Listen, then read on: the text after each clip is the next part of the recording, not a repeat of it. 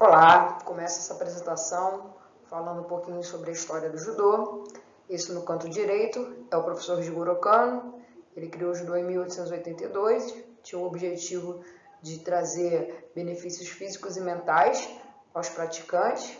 O judô estava sendo como uma forma, um instrumento de manter a cultura oriental, já que naquela era Meiji o Japão estava passando por esse processo de ocidentalização devido à invasão dos Estados Unidos.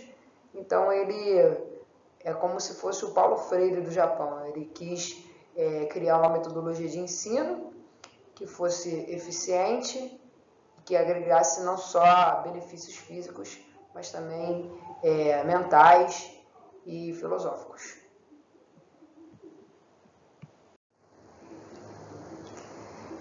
O treinamento desportivo, que vai ser o que a gente vai estar estudando no estágio 2, a gente começa a pensar que o esporte ele passa por essa modernização, que não só o aspecto técnico que vai ser colocado como enfoque, a gente tem que pensar também que precisa de uma equipe multidisciplinar para que o judô ele realmente alcance melhores resultados. Então a gente vai pensar agora na preparação física, em como esse atleta pode ser melhor no alto rendimento. O objetivo, como já foi dito anteriormente, é trabalhar as valências físicas e pensar também aí nos sistemas energéticos predominantes da luta.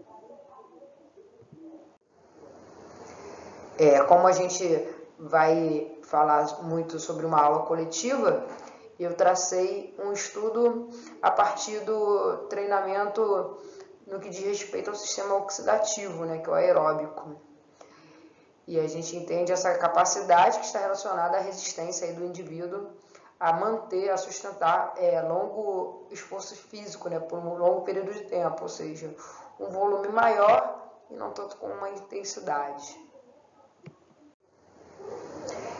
Se a gente pensar nas lutas, elas são sim no sistema energético anaeróbico, todavia para o atleta conseguir manter o seu preparo ao longo de uma competição, ele precisa desse suporte, né, oxidativo. Então a gente precisa trabalhar também de forma intermitente com esse atleta em questão, com esses atletas. Então eu escolhi o spinning como uma modalidade, até porque a gente consegue trabalhar esses picos de esforço, né, traçando um pouquinho para o lado anaeróbico, que é o que predomina na luta do judô, só que ele, por ser uma atividade, se a gente vê de forma ampla, ele está dentro ainda do sistema oxidativo. Então eu vou colocar o spinning dentro da preparação física desses atletas quando eu estiver em campo trabalhando. Então a gente pensa numa metodologia de planejamento dessa preparação física, nos orientar em 3 fases, né, em 3 mesociclos.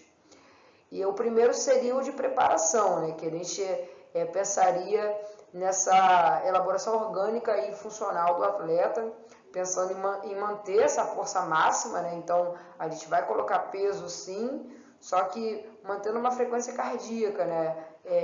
Não tendo esses picos de esforço. Então, novamente falando, um volume maior com uma intensidade menor. Na segunda fase, que a gente já entra já na competição, a gente vai fazer uma progressão pedagógica. Então esse atleta nas aulas de spinning vai ficar ainda um pouco no sistema oxidativo e gradativamente a gente vai colocando uma intensidade maior, pico de esforço maior, para ele chegar na parte anaeróbica lática. Apesar que o judô nos combates tem um pouquinho de picos de anaeróbico a lático, o lático é que vai realmente ter uma ênfase muito maior nessa luta. Então o objetivo sempre vai ser ter uma especificidade dessa luta, ou seja, a gente precisa trabalhar de forma específica, né, a luta do judô. E as 2 semanas que vão anteceder essa competição, a gente diminui a força e prioriza então a velocidade, os exercícios de potência.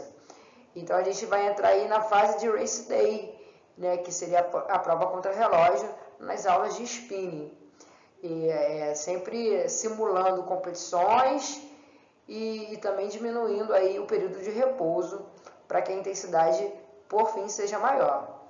E quando acabasse essa fase de competição, o atleta entraria nesse período de transição, que é para ele ter uma recuperação muscular, ele pensar no sistema tático e ele rever os erros e acertos, tanto da parte técnica quanto da parte da preparação física.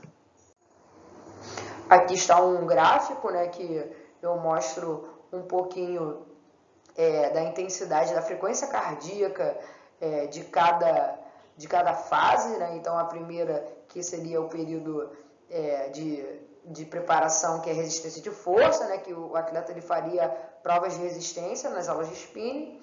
O contrarrelógio 1, né? Que ele gradativamente estaria indo para a sua frequência máxima, que é o contrarrelógio 2, e depois ele voltaria fazendo uma atividade muito mais tranquila na fase de transição, que seria a recuperação. Então eu concluo que a gente deve trabalhar de forma intermitente o judô, pensando que sim, é uma atividade anaeróbica lática, mas a gente precisa ter o suporte oxidativo, então fazer um treinamento aeróbico, até para esse atleta continuar nessa competição, tendo um bom preparo físico e sempre respeitando sim, seus limites biopsicossociais. A gente precisa pensar de uma forma holística esse atleta, e essa pesquisa ela revisou autores renomados tanto da área do judô quanto da preparação física. Por fim, me apresento, eu sou a Sensei Marília Alves, sou faixa preta de judô e de jiu-jitsu, sou licenciada em educação física e estou aqui almejando agora o meu título de bacharel.